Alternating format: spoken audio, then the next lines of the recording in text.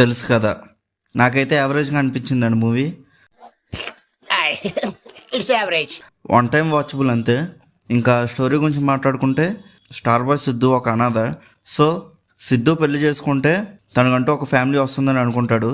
అందుకు మ్యాట్రిమోనీలో రాశికన్నాను చూసి నచ్చి తనను పెళ్లి చేసుకుంటాడు.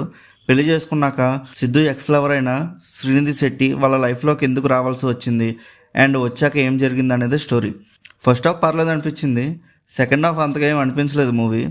మూవీ మాత్రం ఫుల్ ఆఫ్ డ్రామా. మూవీలో నాకు బాగా నచ్చింది ఏంటంటే హీరో క్యారెక్టరైజేషన్ అండ్ వైవాహర్స కామెడీ. వీళ్ళిద్దరూ ఒక దగ్గర ఉండి మాట్లాడుకున్న సీన్స్ అన్నీ చాలా బాగున్నాయి. కామెడీ కూడా చాలా బాగా జనరేట్ అయింది అక్కడ.